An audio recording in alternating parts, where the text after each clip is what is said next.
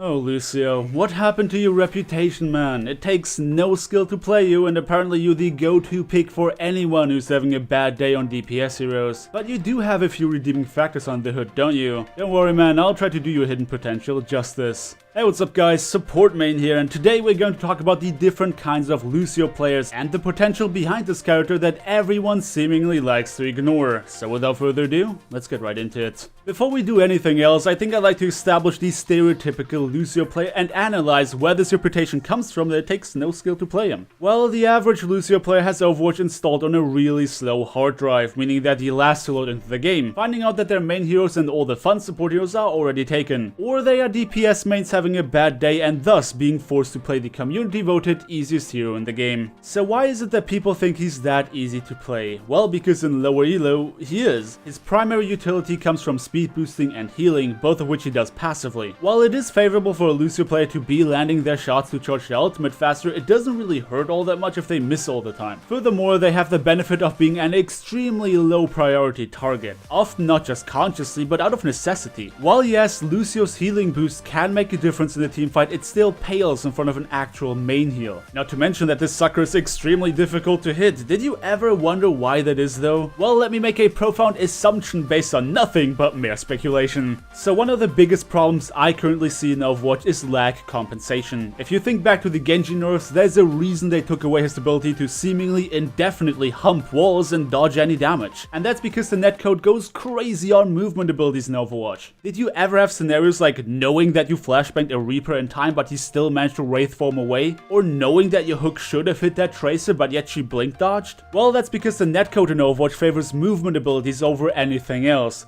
theoretically. It happens quite regularly that players get killed in odd spots and blame it on perspective when in reality it comes down to lag compensation. Yes, the kill cam is not accurate, but there's still no denying that I was behind that corner when I got killed, just as an example. Anyway, back on track. If you have a hero like Lucio that at will toggles a movement speed enhancement on and off, you can guess why it becomes hard to hit that sucker. It's because his hitbox is all over the place, which is why it becomes more difficult to predict where to shoot. So altogether you have a hero that is difficult to hit and functions as an off healer, which means he enjoys the status of low priority target. And it doesn't matter whether or not he lands his shots because all of his abilities affect his team passively anyway. So it comes to nobody's surprise that he got this certain type of reputation. Hilariously enough, if you were to put a low ranked player into the shoes of a master or GM ranked Lucio and told them to do your job since it's easy, they would fail miserably. But why is that? Where's the difficulty in playing Lucio at a higher level? Well, this is where we get into the analysis of the different Lucio playstyles. Different playstyles, you ask? Don't you just boost healing when your team is damaged and speed boost if they're not? For the sake of simplicity in this discussion, I'm going to separate Lucio players into two broad categories. Do keep in mind that mixing those playstyles isn't only possible, but even a good thing. But again, we're trying to keep things simple here. The first type of Lucio is the reactive player. The reactive Lucio usually stands just behind his team and observes literally everything. He's keeping an eye out for enemy flankers, analyzes the enemy comp, looks out for his teammates, and uses his abilities in accordance to his team's actions. Meaning, while calling things out that he observes, he never initiates, he never tells his team what to do. If the team decides to move in, he emphasizes on their movement rather than suggesting it.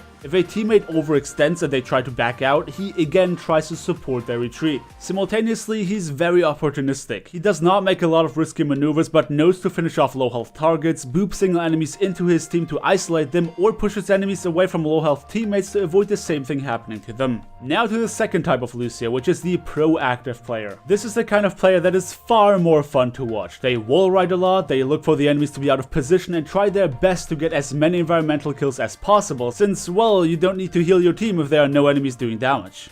This type of player likes to be more aggressive, speed boosts more offensively, and tries to be very disruptive towards the enemy comp, pushing them around to try and destroy their sense for positioning and attempt to make it more difficult for them to line up their shots. Again, I make it sound like these are two completely different players, and they can be, but more favorably you'd like to have a Lucio that can balance between these playstyles, while obviously there are more variations that I didn't get in detail about here. A Lucio that has only been forced into his role and doesn't feel responsible in doing anything but wall riding and occasionally boosting some heals is never going to be be as much of a help to his team as one that actually knows what Lucio is capable of. What's worth noting is that in a lot of circumstances, Lucio is not a hero that specifically needs training. He's a very game sense and positioning based hero, which are traits that a lot of high level players own anyway, meaning that picking him up is not very difficult for them. That's why in higher ranks it often doesn't matter who is playing Lucio because you trust your entire team to have a sufficient amount of game sense anyway, though it is possible for someone to be particularly effective due to their experience. What's important to keep in mind while playing Lucio, especially on lower ranks, is that he is an enabler. I've seen players say that you should always be on speed boost between engagements because there's no damage to be healed, but what you have to understand is what that does to your team. By running speed boost for the majority of the time, you make a subtle command for your team. You're telling them to be ready to play aggressive, and that can often go very wrong in lower ranks. Sometimes it makes more sense to stay on healing, to not give your team the wrong idea of engaging prematurely, and to be able to feed off of poke damage to get your ultimate. Here are also a couple things that I've seen lower ranked Lucio players do wrong. Starting off with doing things needlessly. Doing things with no purpose can actually go horribly wrong. For example, don't just swap between your auras if there's no point to it. If you have heroes like Soldier or McCree on your team, you're giving them a harder time aligning their shots because they can't get used to any sort of base movement speed.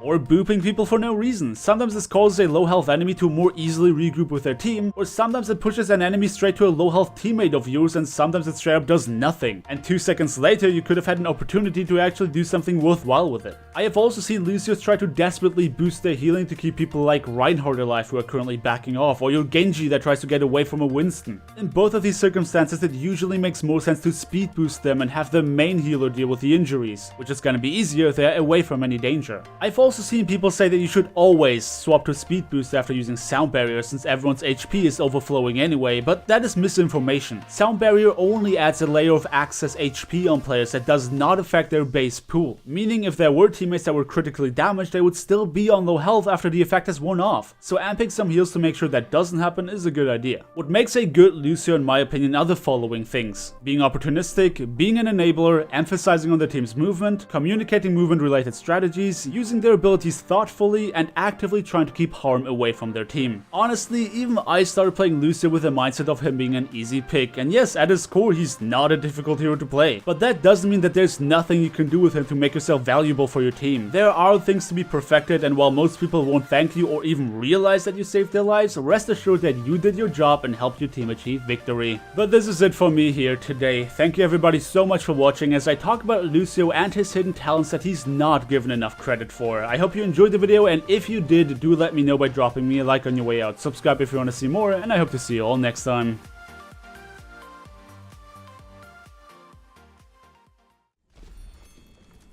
Someone say peanut butter? There's nothing I haven't seen before. Stick together. We will complete our mission.